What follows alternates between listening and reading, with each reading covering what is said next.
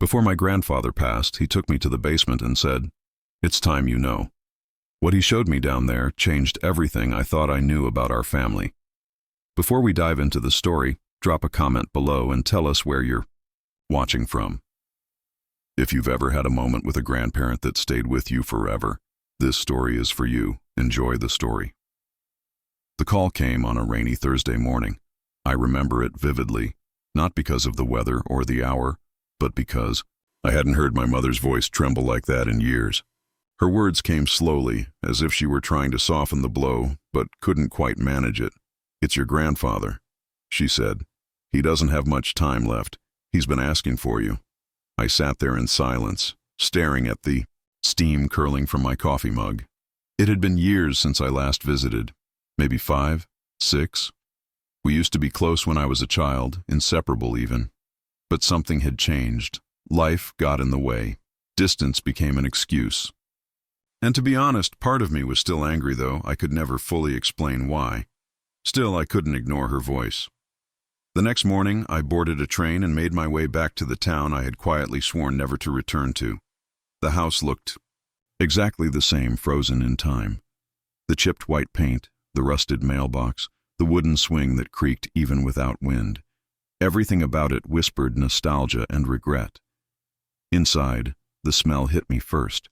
That old blend of dust, cedar, and distant memories. My mother greeted me with a tired hug and led me to the back room where my grandfather lay in a recliner, wrapped in a quilt he probably stitched himself decades ago.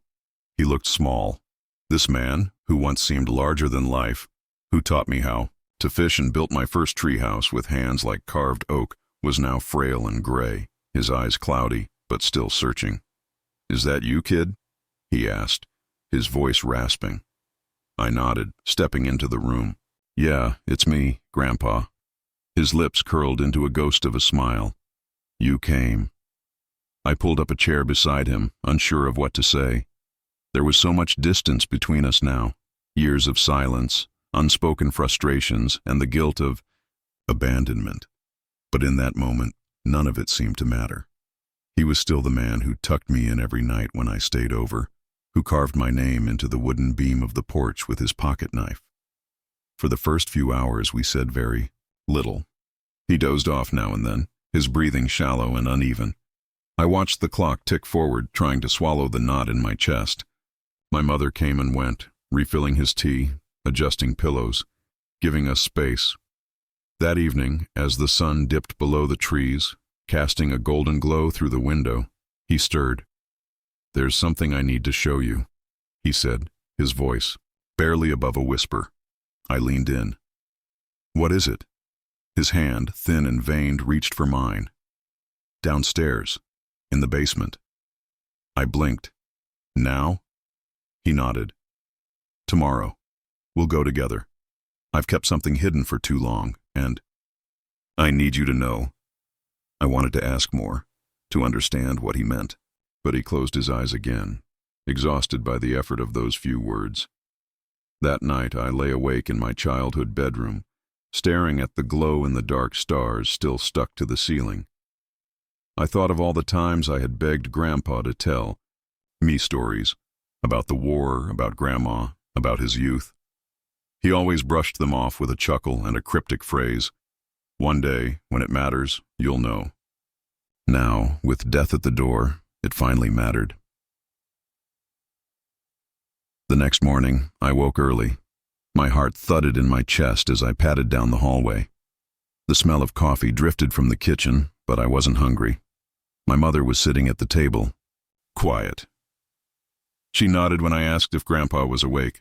I found him in the same recliner, but this time he was already dressed, in his old flannel shirt and corduroy pants. He looked ready. "You sure about this?" I asked. He gave me a slow nod. "It's time." We walked together slowly, his hand gripping my arm for support. Each step down the basement stairs felt heavier than the last, as if we were descending into something more than a cellar, into the past, into memory, into truth. The basement door creaked open, and as the musty air rose to meet us, I had no idea. My world was about to change forever. The basement was exactly how I remembered it. Dimly lit, cold, and heavy with the scent of old wood, forgotten boxes, and time itself. Cobwebs clung to the corners, and the single bulb hanging from the ceiling flickered as if protesting our presence. I hadn't set foot down there since I was a teenager, back when the basement was a mysterious kingdom, a place of tools, secrets, and the quiet hum of my grandfather tinkering for hours. He moved slowly, leaning on my arm. Each step seemed to drain a little more energy from him, but his grip tightened as we reached the bottom. There was determination in him, the kind I hadn't seen in years.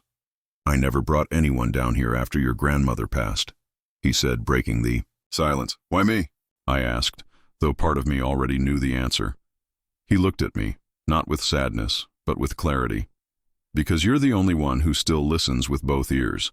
We moved past the workbench, still littered with tools neatly aligned, like soldiers.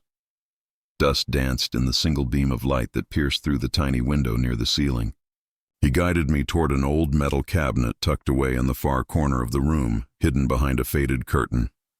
"Help me with this," he said. Together, we slid it aside, revealing a wooden chest with iron latches. It looked ancient, the wood warped and scarred, like it had survived storms and decades of silence.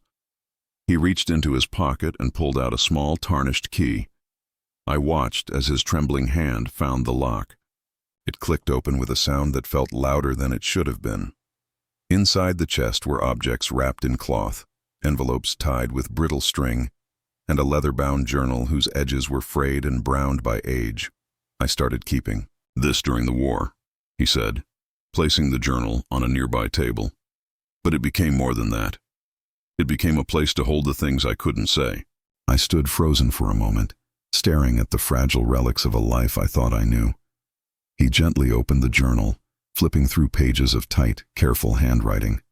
I asked, "Why now, after all these years?"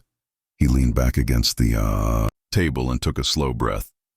"Because I'm dying, and you deserve the truth. Not the version we told, the real one." There was no sound in the basement except the distant creak of the house above us. I glanced at him, seeing more than the old man I had grown distant from.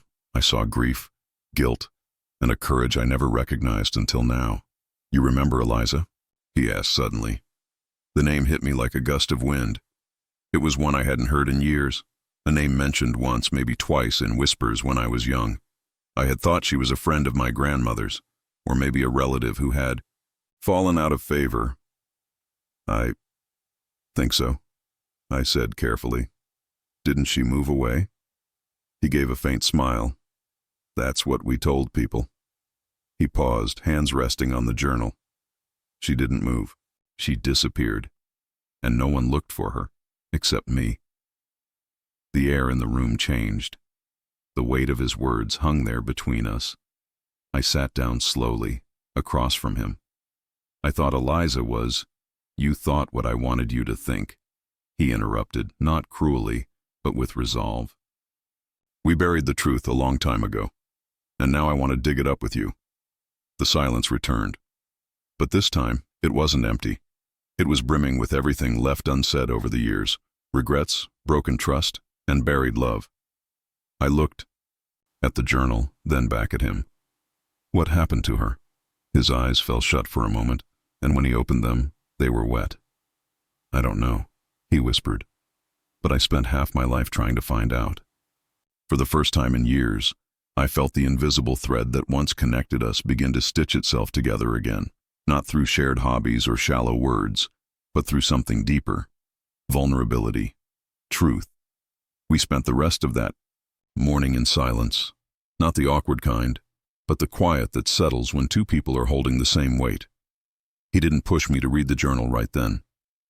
He just sat beside me, hands folded, as if he were waiting for the past to speak for itself. By the time we climbed back upstairs, he was exhausted, and I was different. Something had shifted between us. We didn't say much as I helped him to his chair, but as I turned to leave the room, his voice stopped me. "Tomorrow," he said, "we'll open the rest. And then, I'll tell you about the last letter." I paused in the doorway, heart pounding. The last letter? He nodded. The one she left behind. The next morning came with a strange stillness, the kind that clings to the walls of old houses where time seems to hesitate, unsure whether to move forward or stay suspended. I woke early again, this time without the need for an alarm or prompting. There was something magnetic pulling me back to the basement, something unfinished, fragile, and waiting. I found Grandpa already awake, seated by the window with a cup of tea in his hand. He was staring out at the mist that had settled over the backyard. The garden, once so meticulously tended by my grandmother, now stood overgrown, but beautiful in its wildness. It looked like memory itself, untamed and full of secrets. "You? Sleep okay?" he asked without turning his head. "Not really," I admitted. "I kept thinking about what you said, about Eliza, about the letter." He nodded slowly. "Yeah, it doesn't let you go, does it?" "No," I said, walking toward him. "I want to understand. I want to hear the whole thing. No more half-truths." He turned to me, his expression thoughtful, almost relieved. "Then bring the journal and the box. Let's go down one more time." I helped him up again, slower this time. His steps were smaller, his breathing a little heavier. But there was something different in him, an urgency, like he knew this might be the last time he'd descend those stairs. When we reached the basement, the air felt heavier, like it had been waiting for us. Dust hung thick in the shafts of light from the narrow window. I placed the wooden chest on the table and opened the journal where we left off. "Start with the entry dated June 4th, 1956, he said. "That's when everything began to change." I turned the pages carefully. The handwriting was steady but emotional, each line etched with deliberate thought. I read aloud, June 4th, 1956. "I saw Eliza again today. She was standing by the old post office, holding a letter she hadn't mailed. Her hands trembled when she saw me. She said she had something to tell me, something she couldn't carry anymore." I glanced up at him. "She never got the chance," he murmured. That same night she vanished. I kept reading. Each page painted a clearer picture. Eliza and my grandfather had shared something deep, something real. But it was complicated. She was already engaged to someone else, someone powerful, someone who didn't take kindly to betrayal. "Who was she engaged to?" I asked. He hesitated. "Your grandmother's brother, Jacob." The room went still. I'd never even heard the name Jacob mentioned in family stories. It was like he'd been erased. "He found out?" I asked. "He suspected," Grandpa said. "He came to the house one night, said he was taking her away. She cried, begged him not to. But Jacob had a reputation and influence. No one asked questions when people disappeared back then, especially not women." A chill ran through me. "So you think he did something to her?" "I don't know," he whispered. "That's the truth. But after that night, she was gone. No trace. No goodbye. Just silence." The pages that followed were filled with grief, letters never sent, dreams retold in ink. An entire section was devoted to drawings of her, doodles on the margins, eyes that stared back with sorrow. And then came the entry from 2 years later.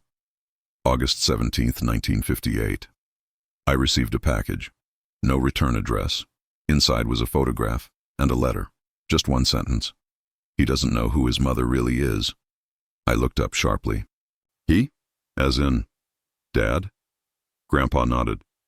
"That letter changed everything." "So you think Eliza had a child? My father?" "It's possible," he said. "She was pregnant when she disappeared. I didn't know for sure at the time. And then, months later, your grandmother returned from visiting her sister with a baby in her arms. She said it was hers, but the timing, the look in her eyes, I never believed it. The room seemed to close in on me. All my life I thought I understood where I came from. Now everything felt cracked open, vulnerable. "And no one else knew?" I asked. "No one wanted to know," he said.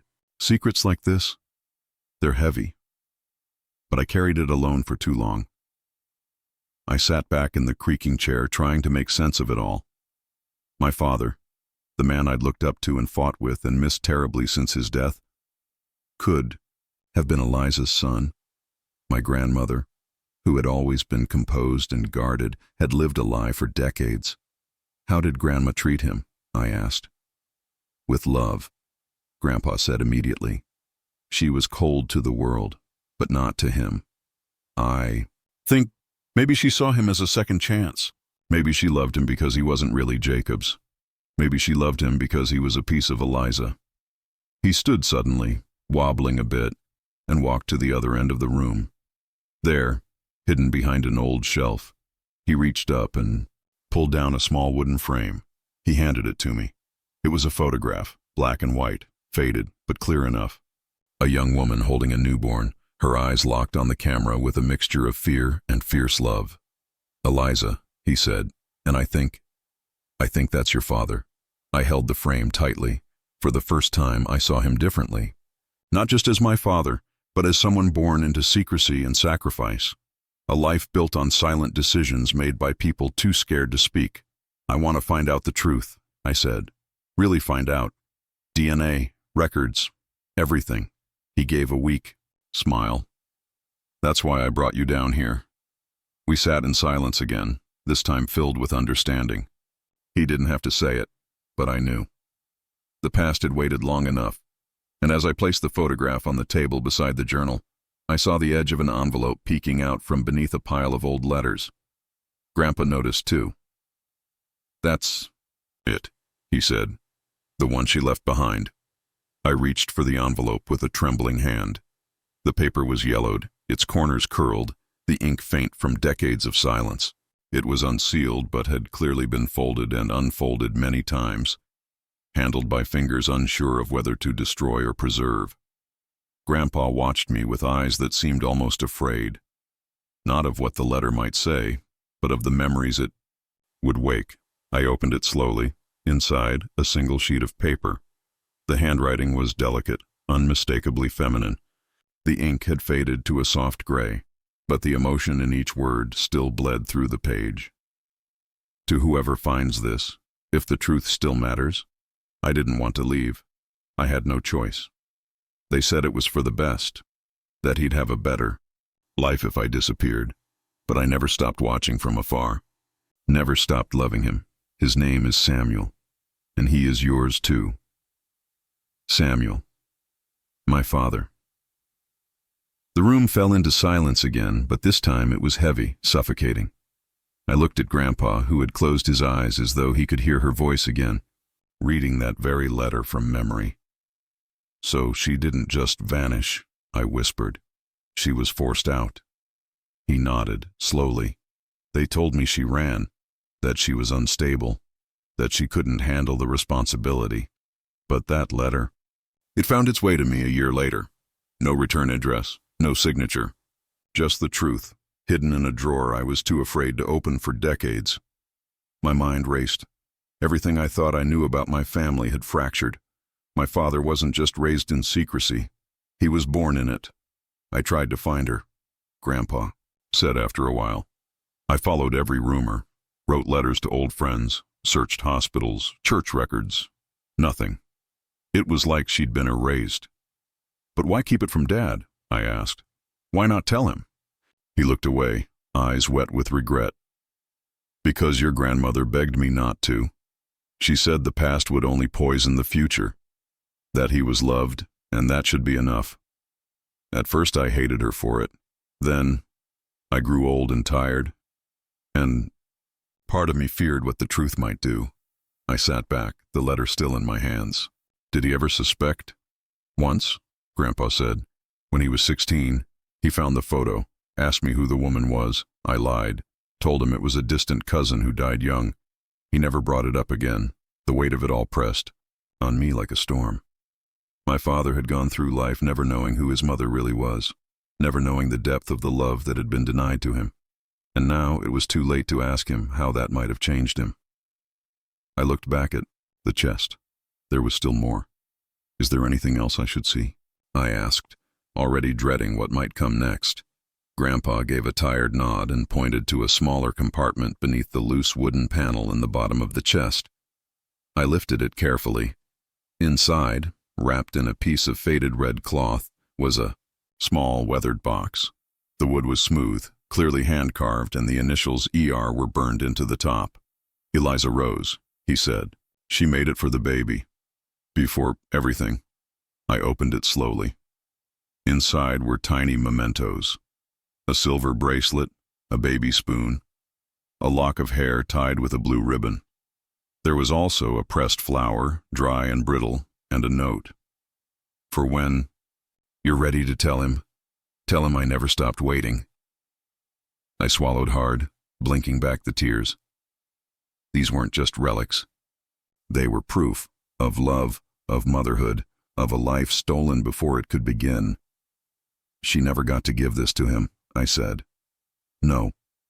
Grandpa replied, his voice barely above a whisper. But you can. I looked at him sharply. What do you mean? You can tell his story, the real one. You can give voice to Eliza, to your father, even to me. I was silent for a moment, then I nodded. Not because I knew how to do it or even where to start, but because I understood now that this wasn't just a story. It was a legacy, a broken one, and maybe I could be the one to piece it back together. He leaned back in his chair, exhausted, but peaceful. For the first time since I'd returned, I saw something in him that had been missing for years. Release. You know, he said, sometimes the truth doesn't set you free. Sometimes it binds you to something greater. I descended the ladder slowly, holding the bundle like it might crumble under its own truth. When I reached Grandpa and placed the letters in his lap, he didn't speak. He just stared, eyes wide, as if he'd seen a ghost. She wrote to me. He whispered, "She actually... You never got them?" He shook his head. Not one. She must have mailed them to the house, but someone intercepted them. We didn't say her name, Grandma's, but we both knew. His hands trembled as he untied the ribbon. He picked up the first letter and opened it with a reverence usually reserved for sacred things. He asked me to read them aloud. I opened the first envelope. My love, it's been a month since they took me away. I begged them to let me write you, to let me explain. I don't know where I am. They won't tell me. Only that I must stay until the baby is born, and then they say I'll be free. But I don't feel free. I feel like I'm in a cage, with no key. His name will be Samuel. I already know. I whisper it every day. I sing to him at night. He moves when I say your name. He knows you, even now. I pray you haven't forgotten me. I pray you still believe in what we had, in what we made. I looked up. Grandpa was crying now, silent tears streaming down the grooves of his weathered face. Keep going, he said. I opened the next one. It's a boy, born with a full head of dark hair and eyes like yours. He barely cries, just stares, watches the world like it owes him answers. They wouldn't let me hold him for long. I begged to stay, to raise him, but they said no. That I was too unstable, too emotional, that he'd have a better life elsewhere. I screamed until my throat gave out. They told me you agreed to this, that you moved on. But I don't believe them. I can't. I stopped reading. He shook his head. I didn't. I never agreed. They told me she ran away, that she didn't want the child. There was so much anguish in his voice, it made my stomach twist. How many years had he lived with that lie? How many nights had he grieved a betrayal? That never happened. The third letter was shorter. He's growing fast. I'm told he's in good health. I don't get to see him, but I sneak glances through the fence. He's always smiling. I think he feels me, even if he doesn't know. I send love in every breath. I don't know how long they'll let me stay nearby, but I'll never stop watching. Never. The fourth and fifth were darker. Eliza's words became more desperate, her writing shakier. They're sending me away again, somewhere far. I don't know where. I think they're trying to erase me, to make me disappear for good. But I won't be forgotten. If you ever find these letters, know that I loved you. I never stopped. If I vanish, promise me you'll tell him. Don't let him grow up with lies. Don't let him think he wasn't wanted. He was everything to me. He still is. By the sixth letter I could barely speak. My throat was raw. Grandpa had stopped crying, but his eyes were glassy, lost in some distant place. Maybe he was back in 1958. Maybe he was standing in the rain again, watching the only woman he ever truly loved being taken from him. The seventh letter was barely legible. The ink had bled through the paper in places. They've changed my name. Moved me across the state. No visitors, no mail. I'm just a number now, but I remember every word you ever said to me. I write your name on the walls in secret. I still wear the ring you gave me. I will wait, even if it takes a lifetime. The final letter was undated. If this is the last thing I ever write, let it be this. I loved you, even when I was hidden. I loved him, even when they told me to forget. If our son ever reads this, tell him I didn't leave. I was taken. And I never stopped fighting to come back. I folded the letter gently and placed it back on the stack. We sat in silence for a long time. The kind of silence that doesn't need to be broken. It was as if her voice still echoed in the room, filling the cracks that time and pain had created. She never gave up, I said. No, Grandpa replied, and neither can we. He turned to me, his voice suddenly steadier. There's one more thing you need to see. What is it? He reached into the drawer beside his chair and pulled out a photograph frame. The back had been pried open, and behind the picture, another letter had been hidden. This one was addressed to your father, he said, but it was never delivered. I took it in my hands. What does it say? I asked. I never opened it, he said. I was too afraid. I held it for a moment, feeling the weight of it. Not just the paper, but the years, the silence, the what-ifs. Then maybe it's time. The envelope felt heavier than the others, even though it was thinner, just a single page folded inside. The air around it seemed denser, charged with everything left unsaid. My hands were steady, but my heart was racing. Grandpa leaned back in his chair, watching me with an expression I couldn't quite read. Not fear, not sadness, something more like reverence. Are you sure? I asked. He nodded slowly. He never got the chance to know. Maybe it's time we read it, for both of them. I unfolded the letter. The paper was worn, the ink slightly, smudged in places, like it had been read silently in secret, again and again, but never aloud. The handwriting was unmistakable. Eliza's. To my sweet Samuel, I hope one day you find this. I hope the truth reaches you before the world has time to bury it beneath lies and silence. You were born into a complicated story, one filled with love, yes, but also fear. I didn't leave you because I didn't care. I left because I wasn't allowed to stay. They told me you'd be better off without me, that your father had moved on, that no one wanted a scandal. But I watched you. I saw your first steps through a garden gate, heard your laughter from behind a wall. I loved you every single day. You were always wanted, my boy. Always. And if the man reading this is anything like the child I once carried, I know you have a kind heart, a stubborn will, and a soul hungry for the truth. I pray you find it. I pray you find me. With all the love I was never allowed to give you. Your mother, Eliza. The silence that followed was different this time. Not heavy, not hollow. It felt sacred, like the moment itself had to bow before the weight of her words. I looked up. Grandpa had his eyes closed, his hand pressed gently to his chest. His breathing was shallow but steady. She was brave, I said, my voice cracking. She didn't just fight to stay. She fought to be remembered. He opened his eyes and gave a slow nod. She never got the ending she deserved. I looked down at the photograph frame, the one that had hidden this letter for so long. It was an old picture of my father as a young boy, sitting in a field of tall grass, smiling, up at the camera. But now I noticed something I never had before. There was someone standing in the background, almost out of focus. A woman. Her figure barely visible through the overexposure of the photograph, her face turned slightly away. But her stance, her posture, it matched the drawings Grandpa had made in the margins of his journal. It matched the woman I'd seen in that old portrait. Eliza. I held the frame up to Grandpa. Is that her? He squinted, his lips parting slightly. Yes, it is. A thrill passed through me, sadness and awe and something unnameable. She had been there, near him, watching, always watching. Do you think Dad ever saw her? Even once? I asked.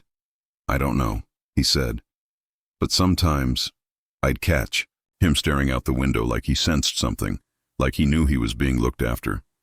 I sat beside him again, both of us staring at the photograph like it held a portal to another time. The sun was beginning to dip behind the trees, casting the room in amber light. Why didn't you ever tell me all this? I asked quietly. Why wait until now? His answer was long in coming. Because I didn't think I had the strength to live through it again, he admitted. Every time I tried, it felt like tearing open a wound that never really healed. And I was afraid. Afraid that if I told the truth, it would destroy everything we had left. But it didn't, I said. It made it real. He looked at me, eyes soft. That's why I chose you. Out of everyone. You were always different. Curious.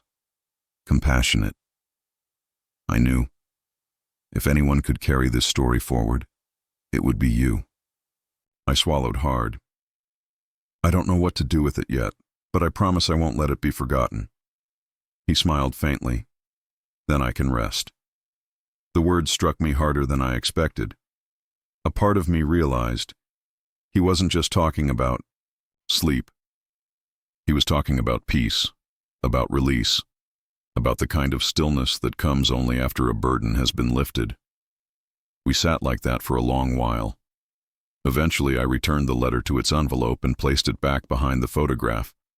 Just for a moment. Not to hide it again, but to acknowledge where it had been, tucked away in shadow, waiting for the right eyes to find it. And just as I did, I noticed something else in the frame. Another envelope, thinner, smaller, tucked behind the first. No name, no address. What's this? I asked. Grandpa's eyes widened slightly. I don't know. I opened it carefully. Inside was a folded note, hastily written in blocky handwriting. Just 2 lines. He doesn't know who his mother really is, but someone does. There was no signature, no clue as to who wrote it. But in that moment, I realized something we had never asked.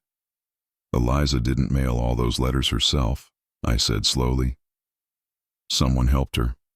Someone kept the secret alive. Grandpa's eyes narrowed, and that someone might still be out there. The note haunted me, not because of what it said. We already knew the essence of the truth, but because of what it implied. Someone had been there all along, watching from the periphery, knowing the things we weren't supposed to know. Someone had helped Eliza, or at the very least, tried to preserve her voice when everyone else tried to silence it. That night, I couldn't sleep. I lay in my childhood bed with the note beside me, running my thumb over the faded ink, trying to guess who might have written it. A neighbor, a family friend, a housekeeper. Every face from my past now carried a new weight, a question mark. In the morning, I returned to Grandpa's room, but he was still asleep. His breathing was shallow, his chest rising and falling like a fragile tide. My mother sat beside him, holding his hand. She looked up at me when I entered, tired, wary. He's getting weaker, she said. Whatever he's been telling you, make sure he finishes it soon. I nodded, then hesitated. Mom, did you ever hear of someone named Eliza? She blinked, slowly. That name, it sounds familiar, from when I was a girl. I think Grandma mentioned her once, said she was a troubled soul, that she left town after causing complications. What kind of complications? She didn't say, only that some stories are better left buried. I stared at her. And you believed her? She looked down at Grandpa's hand. Back then we believed anything she told us. She was the spine of the family, and no one questioned the spine. I felt a bitter taste in my mouth. But you had doubts? Always, she whispered. But doubt without proof is just gossip. That afternoon when Grandpa woke, I sat beside him again, this time with a notebook and pen. "I need to know everything," I said. "Not just about Eliza, about Grandma, about Jacob, about why no one said anything for all these years." He nodded weakly. "Then I'll tell you. But you must be ready. The truth isn't clean. It never is." I leaned in. "Jacob was the family's shield," he began. "He worked in the mayor's office, had friends in the courts. If someone in the family did something questionable, he was the one who cleaned it up, paid people off, changed records. He was ruthless, but loyal to the Dominguez name.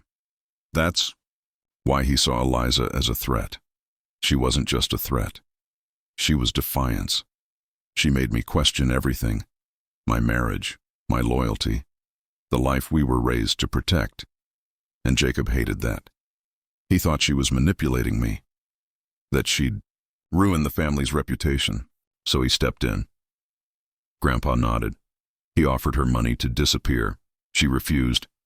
That's when things got darker. He paused, coughed. I waited. "There was a night," he continued, "when Eliza came to the house, scared, said someone had followed her, that her mail was being intercepted, that she no longer felt safe. I told her she could stay with me, that I'd protect her. But the next day, she was gone. Do you think Jacob had her committed somewhere? I think he had enough power to make her vanish without leaving a trace. I wrote everything down, word for word. And Grandma?" I asked. "Was she involved?" He hesitated. "She knew. Maybe not everything, but enough. I think she believed she was protecting us all. Protecting the family from shame. She took in Samuel," I said. "Raised him like her own." "She loved him," Grandpa said firmly. "In her own way, she did what she thought was right. But love without truth isn't love. It's a performance." A long silence settled between us. Then I asked the question that had been forming since I read Eliza's letters. "Why didn't you tell Dad before he died?" Grandpa turned his face toward the window. "I tried 3 times. Once after his high school graduation, once before his wedding, and once after your grandmother passed. But every time I froze. I imagined the look on his face, the pain, the betrayal, and I couldn't bear it. But he deserved to know." "Yes," he said, and I failed him. I didn't reply. I didn't need to. He already knew how much that admission cost him. After a while, I stood and walked to the bookshelf beside the bed. Tucked behind old photo albums and forgotten novels was a box labeled simply, "Family." Inside were dozens of pictures.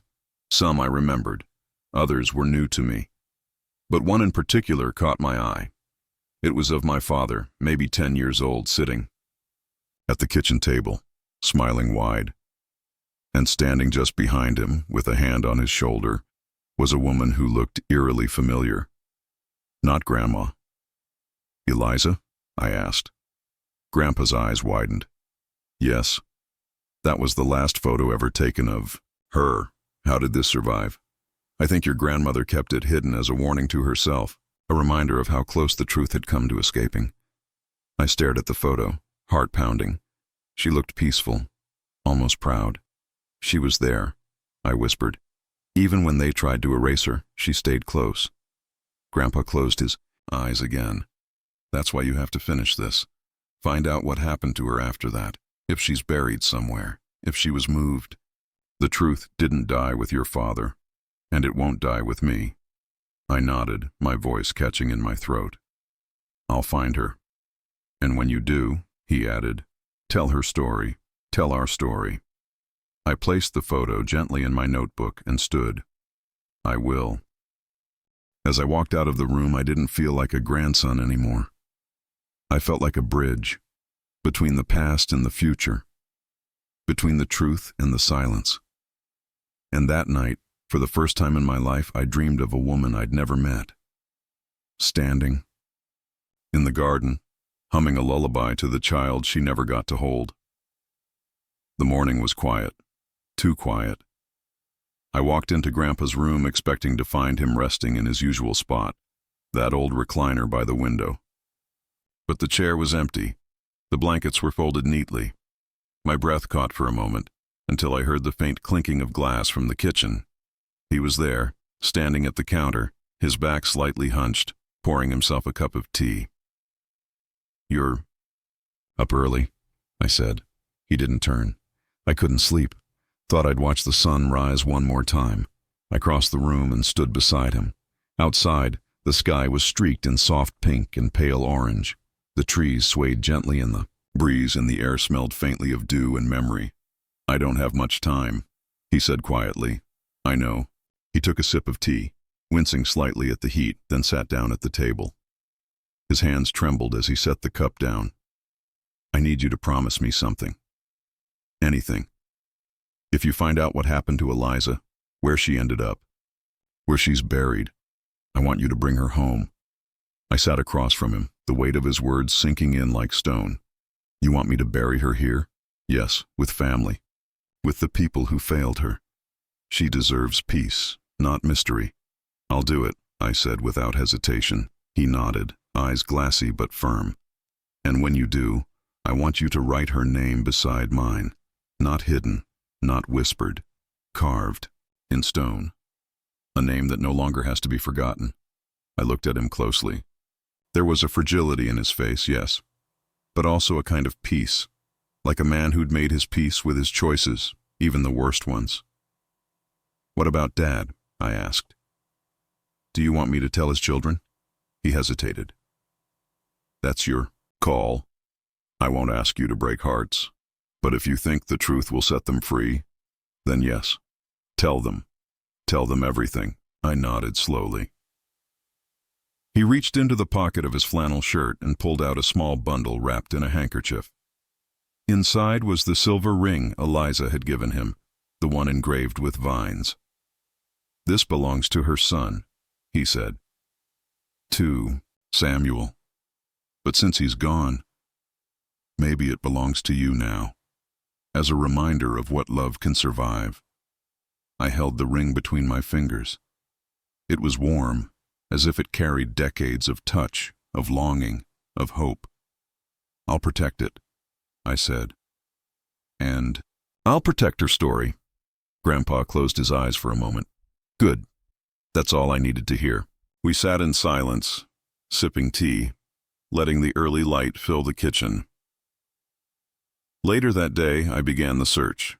I contacted the local records office, sifted through archives, reached out to state hospitals, even tracked down old staff lists from clinics that had closed decades ago.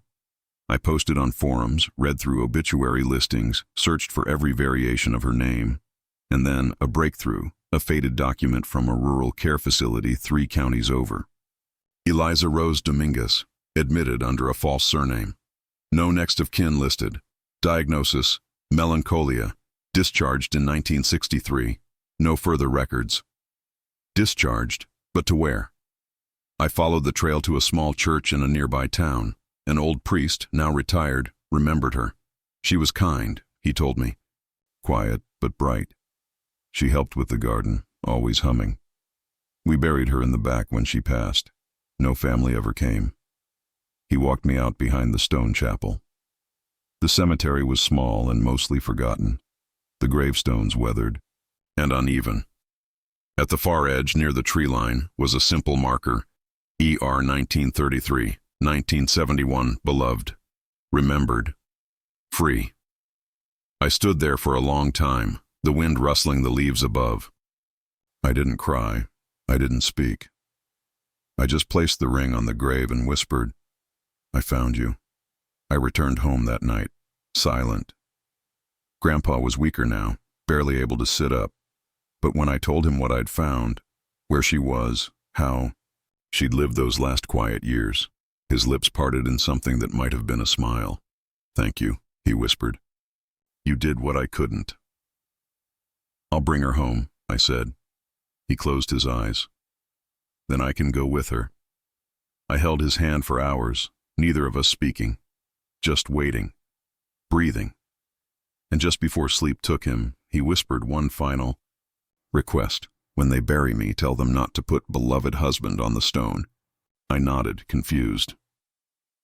What should it say then? He opened his eyes, looked straight at me. Put he remembered her. The day Grandpa passed, the sky was gentle. It wasn't stormy or dramatic, just calm, a pale blue canvas brushed with faint clouds drifting slowly like time had finally exhaled. I was sitting beside him, holding his hand, when his chest rose one final time and didn't fall again. There were no last words, no cinematic gasp or whispered confession, just stillness. Peace. The kind of peace that only comes after a soul has finished its work. I stayed in the room for a while after the nurse confirmed it. My mother came in quietly and cried beside me, asking no questions. I didn't tell her everything, not yet. Some truths need time to land. The next few days moved like fog.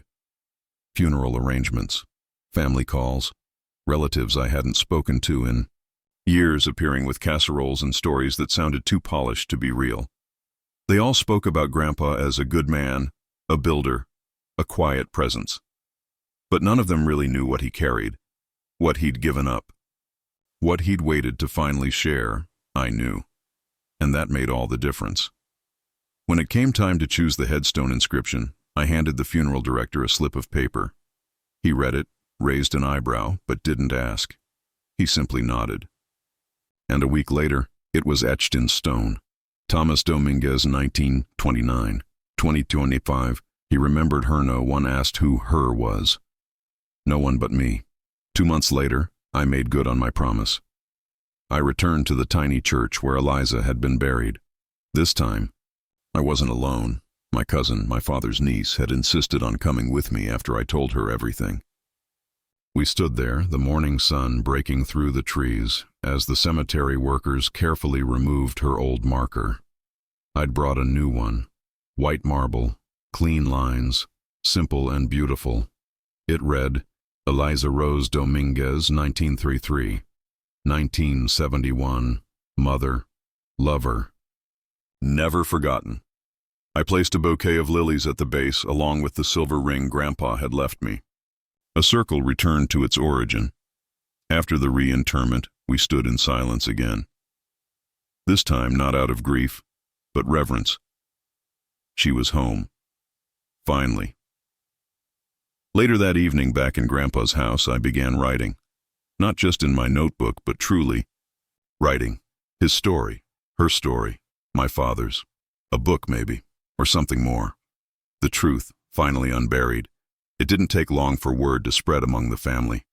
Some were shocked, others skeptical, a few angry, but many wept. Because in the fragments of that story, they saw themselves. The secrets they'd been raised around but never understood. The distance they felt but never questioned. And they thanked me for telling it. One night, months later, I received a letter, no return address. Inside was a photograph, grainy but unmistakable. Eliza, standing beside a young woman holding a baby. On the back, in unfamiliar handwriting, were the words, "She lived. Even when they tried to bury her spirit, she lived." There was no signature, just a postmark from a town I'd never visited.